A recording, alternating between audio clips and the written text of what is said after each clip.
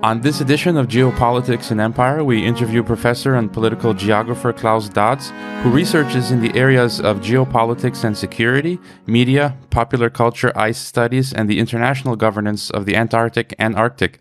He has worked for the UK Parliament as a special advisor, has won many awards, and has made an outstanding contribution to political geography and critical geopolitics. In fact, I recall being assigned some of Professor Dodds' books as a graduate student during my studies at the Geneva School of Diplomacy, and we'll be discussing the scramble for the polar regions and the geopolitics of the Arctic and Antarctic, and it's a great pleasure to have you on, Professor Dodds. Well, thank you very much. I'm delighted to be here, and thank you for the kind introduction. Now, if outer space is the final frontier, then perhaps we can say the polar region must be the second to last frontier. And you begin your book on the geopolitics of the poles by briefly discussing the 1885 Scramble for Africa, perhaps to give a comparison. And many countries today seem to be vying for a piece of the Arctic and Antarctic, and sometimes in silly ways. You wrote about how Canadian Prime Minister Stephen Harper tried to appropriate or use Arctic shipwrecks from the 1840s for national purposes, as well as China now discussing their polar rights, even though they're a good distance away from the North or South Pole. So can you start by telling us a little bit about this scramble for the poles? Yes, I mean, I think when I talk about the scramble for the poles, I mean, I think I'm trying to think about this idea of scramble in a number of different ways. So on the one hand, as you rightly say, it invokes previous scrambles, notably, of course, the so-called scramble for Africa in the mid to late 19th century. So when we talk about scramble, we inevitably raise issues of empire and colonialism, and in particular, what large powers have done and continue to do, particularly in places that they think of as sort of frontier-like. But the other way I was thinking about scramble was to think of it more as a verb in terms of to scramble or scrambling. And I think that is particularly apt in the polar regions because at this moment in time, they're undergoing, I think, both the geopolitical as well as a geophysical state change. So on the one hand, we are bombarded with stories on a near daily basis telling us that the Arctic and the Antarctic are changing in unprecedented and even disturbing ways. You know, the retreat of Arctic sea ice is probably emblematic here. But on the other hand, if we think about geopolitical scrambling, we seem to have a new era in which previously barely thought about countries like China are increasingly reimagining themselves as polar powers. And so now it's very, very common to hear Chinese speakers talk about China as a tripolar power and produce maps that show China being active in the Arctic, the Antarctic, but also being actively interested in Central Asian and the sort of Himalayas as third pole. And in your book, you know, you've talked about statecraft, but as well as stagecraft and triumphant geopolitics. And I guess, you know, if you could talk a little bit about that, because I guess that's one of the ways that these countries can gain Arctic currency, so to speak. We've seen Canada with the shipwrecks. Russia planted their flag, I believe, at the bottom of the Arctic Ocean in 2007, which was symbolic. And it seems a lot of the vying for the poles translates to who has the nearest territorial claims, cultural claims, national identity claims, who has invested the most scientific research, and in general, who has the most presence in any way near the Arctic and Antarctic. So what can you say about the stagecraft and triumphant geopolitics and the importance and effect they have? So I think one of the great things about the polar regions is that you can take these apparently exceptional spaces and actually trace through and think about things that actually have been remarkably normalized but often perhaps overlooked or understated or perhaps taken for granted in, quote, more normal looking and feeling spaces, say in the temperate and tropical world. So I think, for example, when I use the term triumphant geopolitics, I'm on the one hand, again, looking to someone like Joseph Conrad, who wrote in the 1920s that geography had these sort of three phases: a kind of exploratory phase, a militant phase, which he thought was particularly evident in the 19th century during the so-called scrambles for Africa, Asia, and Latin America, and then what he described as a sort of triumphant phase. This was in the 20th century when actually there were far fewer places to discover, but actually what was happening was that states in particular were investing more and more effort and money to better map, chart, survey, administer these newly colonized spaces. I think in the polar regions, you also get a very, very vivid reminder that the symbolic really matters, that it's not just something peripheral or ephemeral, but actually the symbolism, for example, of a Russian flag being planted at the bottom of the Central Arctic Ocean is hugely important. You know, international lawyers might say, well, that means very little when it comes to, for example, the formal claiming of Arctic Ocean seabed.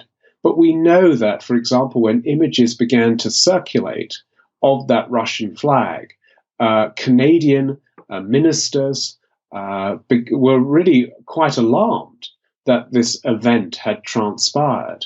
You know, imagine the difference. I think sometimes here the counterfactual helps. Imagine the difference if the United Nations flag had been gently deposited on the bottom of the seabed. The Russian flag gave that image event a certain urgency. And I think it also mattered because it coincided with increasingly a Russian discourse that centered around Russia being a resurgent great power. So, you know, if you swap the flag and have as a thought experiment, you'd probably generate what we would call a different kind of affect. You know, the affect might have been less fearful and worrisome had the flag been different. And again, I think it just reminds us as well that in these remote, thinly populated spaces, presencing, whether symbolic or actual, is hugely important.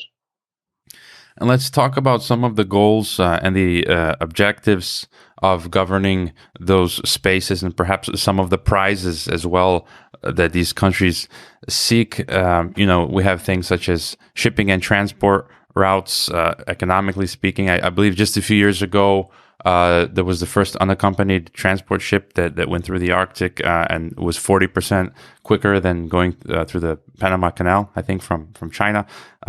You've got mineral extraction, military projections of power. In your book, you kind of center on 6 key drivers of the scramble and re-scramble for the Arctic, which are globalization, securitization, polarization, legalization, perturbation, and amplification.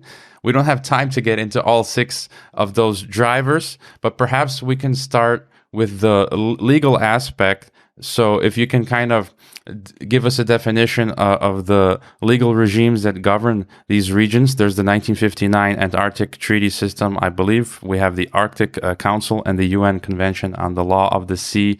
And a lot of it is still out in the open, I believe, or not really delineated. So could you talk about the legal aspect? Yeah, so I think the most important thing to stress is that the legal regimes pertaining to the Arctic and the Antarctic are both shared and distinct. So the bit that is shared is that the maritime regions in the Arctic and in the Antarctic, in other words, the Southern Ocean, are governed by the provisions of the law of the sea. Now, that doesn't mean that other legal regimes and legal conventions don't make their presence felt. But for the purpose of this discussion, it's important to say that the law of the sea, which entered into force in 1994, after many, many years of negotiation in the 1970s and 1980s, is effectively a blueprint for the oceans, both, and that includes the polar oceans. The Antarctic, of course, without an indigenous human population, has by and large been governed by the provisions of the 1959 Antarctic Treaty, notably, which includes a provision that says that in order to secure international cooperation and generally goodwill, the claimant states, and there are 7 of them who stake a claim to the Antarctic, agree to suspend their claims for the duration of the treaty in order to foster goodwill and cooperation. It's really important to say in the Antarctic that although there are 7 countries, including my own country, the United Kingdom, that claims a stake to the Antarctic, very few countries in the world recognize those claims as legitimate. So, for example, China would far more likely see the Antarctic as a global common as it would a continent currently claimed by 7 claimant states.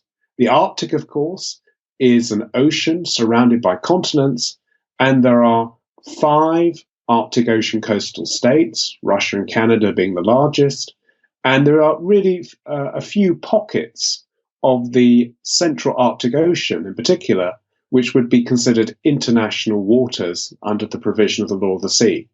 All of which is to say, simply put, is the Arctic and Antarctic are distinct geographical legal spaces. And when I termed this notion of legalization, what I was really getting at was how law creates spaces, but also law creeps, it extends, it expands. So, for example, even today, when we talk about the central Arctic Ocean, it has a sort of legal characteristic to it. To talk about the central Arctic Ocean is to talk about a distinct maritime space that has emerged as a consequence of the activities of those neighboring coastal states. So as those coastal states have pushed their sovereign rights ever further into, if you like, the Arctic Ocean, into the waters of the Arctic Ocean, into the seabed of the Arctic Ocean, so it's helped to generate a new sense of the central Arctic Ocean as international waters. And if they're international waters, it means that they then become a global concern. And that's really important. So what law does, law creates spaces, but also those spaces are incredibly varied. So you can't say that law just gets applied uniformly over the Arctic and the Antarctic. There are really subtle and also profound differences. So legalization is kind of getting at that process, which is not necessarily fixed. It can and is dynamic. So that's a long way of saying that these drivers that I'm talking about are very, very dynamic. They're not fixed, and they're subject, therefore, to change. And before we talk a little bit about the military and security aspect, I'd like to ask about the energy and environmental aspects. And you've cited Michael Clare, who's written that I believe there are 13% of the world's petroleum reserves are estimated to be at the poles, and 30% of natural gas. If I'm not mistaken, your book mentioned $230 billion annually of energy exploited from the Arctic being produced. And you wrote a piece last summer about the Antarctic Treaty, which is set to expire, I believe, in 2048, and how they might repeal the treaty, the article that prohibits mining at the Antarctic. So that can cause a lot of issues there. So can you talk about the environmental threats and the exploitation that might keep pushing ahead in the future? So I think that there are lots of things to disentangle here. But in essence, in the case of the Arctic, the vast majority of the known resources of the Arctic, such as hydrocarbons like oil and natural gas, are either on land or contained within the exclusive economic zones of countries like Russia, Canada, and the United States alongside Norway. So whether we think further oil and gas exploitation in the Arctic or anywhere else in the world because of climate change is a good thing, is obviously a topic for another day, I suspect. But in the Arctic context, the vast majority of the known potential and the unknown potential of the Arctic lies within the purview of those Arctic Ocean coastal states. Russia, in particular, has tied its economic and political future to oil and gas exploitation. And that's why Arctic shipping, for example, along what the Russians call the Northern Sea Route, which is at the top end of the Russian Federation, is so important, because particularly natural gas has to be transported elsewhere. And for Russia, it makes strategic sense to work with partners wherever they can find them, including China, to make sure that those resources are exploited. You know, the Russian economy is a resource-based economy, and oil and gas exploitation has been identified in the Arctic as strategically essential to that country. In the Antarctic, really since the 1959 Antarctic Treaty, but more importantly, the so-called Environmental Protocol, which entered into force in 1998, Article 7 says that there shall be no mining in the Antarctic. Now, it is true that in 2048 onwards, it is possible, under the terms and conditions of the protocol, to potentially reverse some of the provisions of the protocol, including Article 7. When I wrote that piece last year, I was not assuming that in 2048, mining was going to be somehow just easily accepted, and that the provisions would be tossed to one side. But what I was trying to do was to alert readers to the fact that we should not assume that the Antarctic is always going to be this proverbial wilderness paradise where only scientists and a few tourists will make their tracks and presence felt. You know, for countries like China, Russia, and others, the Antarctic is also considered to be a resource. So when it comes to fishing in the Southern Ocean, the Russians and the Chinese in particular look very suspiciously at attempts by predominantly Western countries to impose restrictions. Restrictions, for example, in the form of marine protected areas. And what I was simply saying was that the kind of, if you like, difficulties we've seen over marine protection in the Southern Ocean could eventually come onshore.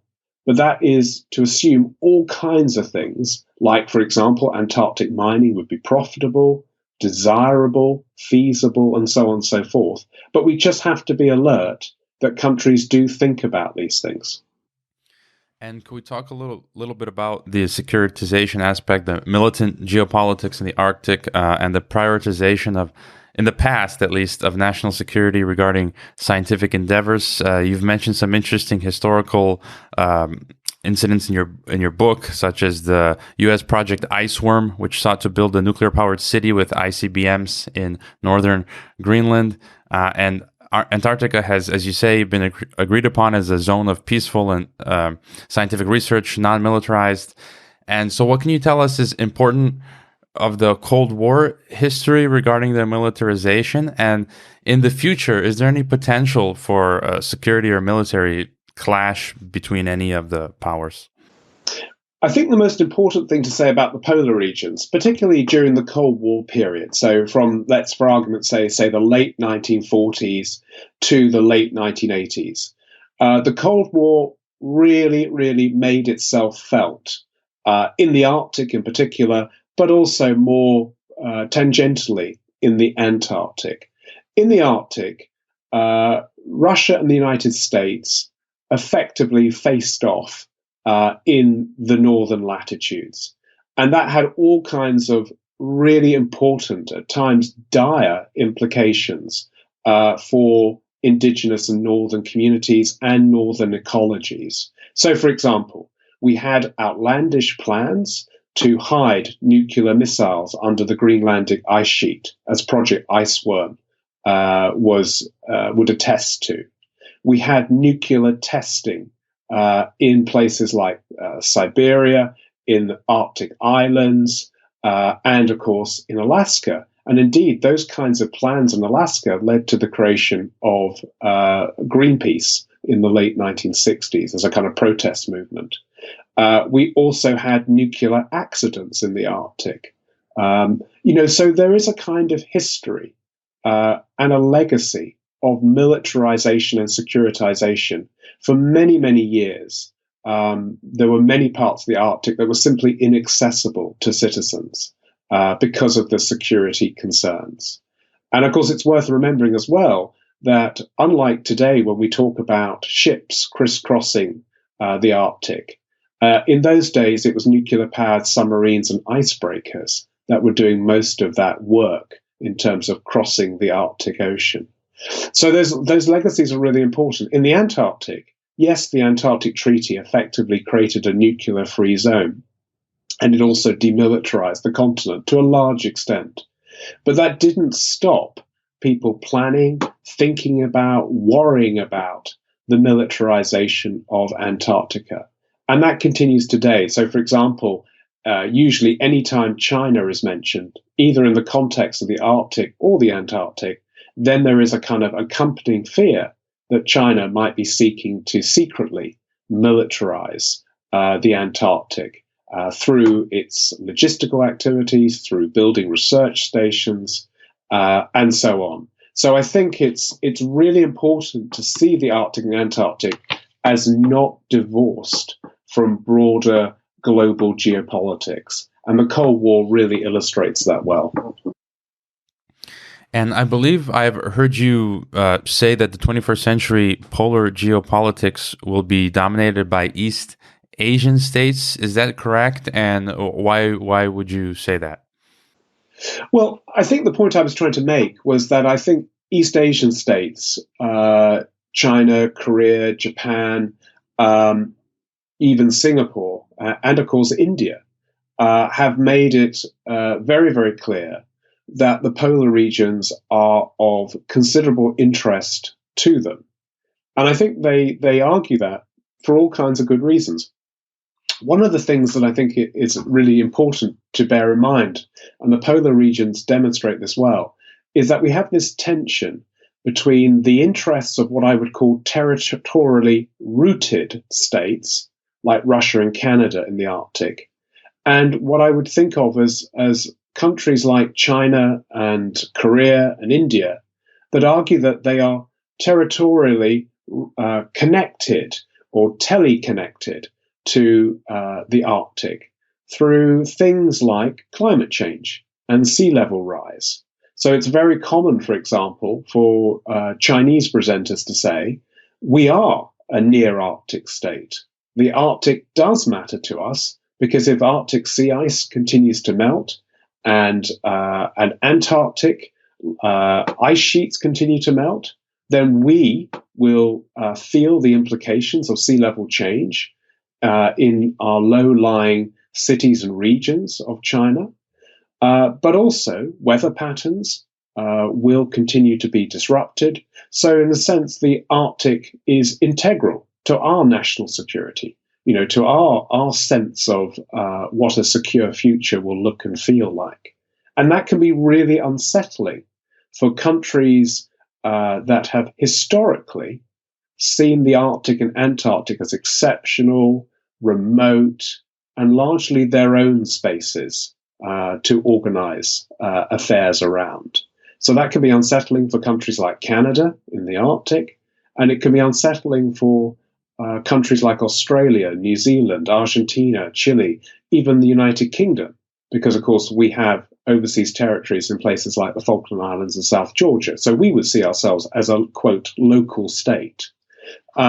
So I think when I talk about the rise of East Asian states, I think it's simply to note that these are important security actors as well as scientific actors that we wouldn't have really talked about very much in the 20th century, but we are certainly going to talk about them much, much more in our current century.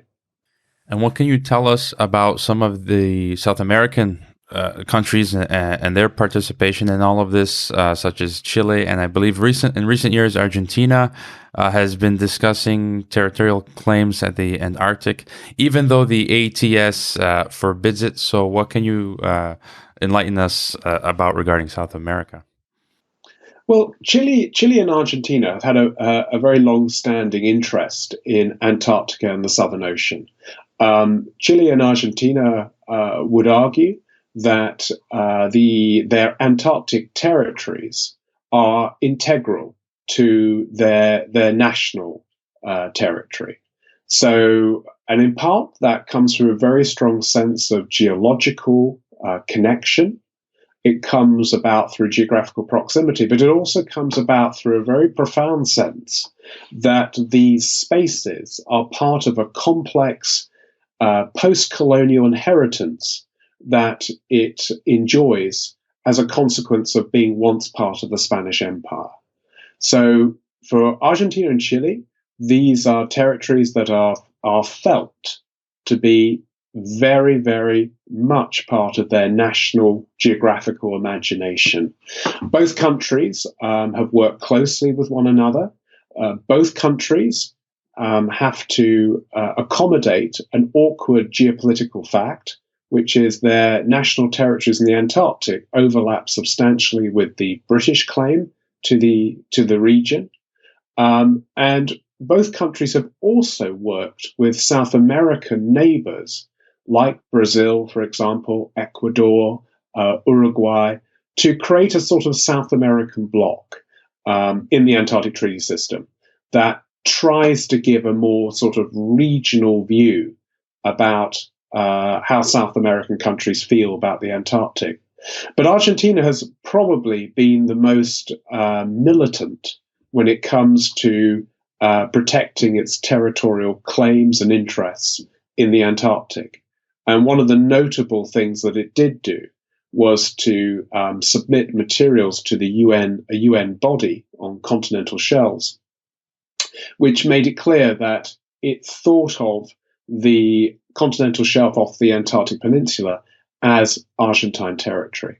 And that was considered to be not in the spirit, shall we say, of the Antarctic Treaty and the Antarctic Treaty System. So that probably was what we might reasonably to sort of conclude was genuinely an awkward moment for others.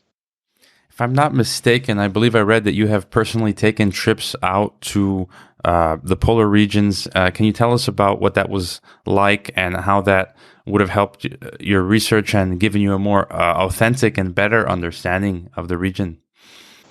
Yes, I mean, I've been to the Antarctic 4 times, and each time I left from a South American port, such as Ushuaia or Punta Arenas, and traveled by ship across the Drake's Passage, and then had the pleasure of traveling up and down the Antarctic Peninsula and visiting islands like South Georgia and South Shetlands.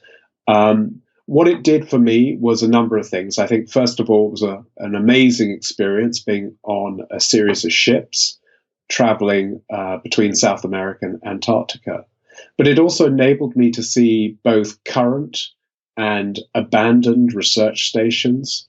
It gave me a really powerful sense of the elemental forces at play shaping the Antarctic, the intersection of ice, ocean, air, to get a feel of this really actually very complex place was for me essential in terms of being a political geographer who was really rooted in experiencing these amazing spaces. In the Arctic, of course, it was a very different sort of experience, because the thing that I was most keen to learn more about was actually the views and experiences of those who live and work in the Arctic. So one of the things I think as social scientists we have a responsibility to do is to dispel these really very commonplace mythologies that the Arctic is uninhabited, that the Arctic is a wilderness, that the Arctic should just be some kind of circumpolar nature reserve. People live and work in the Arctic. There are 4 million people there. If you go to the archipelago of Svalbard, which is a Norwegian territory, to the due north of Norway, you will see evidence aplenty of an island or islands that, for example, once had a thriving coal industry. There was whaling, there was sealing, there was fishing. Now, of course, increasingly there's tourism. But it's a reminder that the Arctic has been lots of different things, including the industrial. The Russian Arctic would remind you of that. The Canadian Arctic, the American Arctic has also been punctuated by natural resource development. And I think it's really, really important that if you do have the opportunity to visit these places, you come away with a sense that they are dynamic, they're diverse, and they're complex. So, for example, in Nuuk, the capital of Greenland, I remember having a very, very pleasant evening, having dinner with a colleague in a Thai Greenlandic restaurant. There has been a Thai community residing in Svalbard since the early 1970s. So in a sense, when we talk about Asia and the Arctic, there are lots of different ways of thinking about how Asia and Asians have made their presence felt in that particular space. That's quite the temperature difference between Thailand and Greenland. And so what would be your concluding, any final thoughts that you have regarding the geopolitics of the polar regions, especially going forward in the next few decades?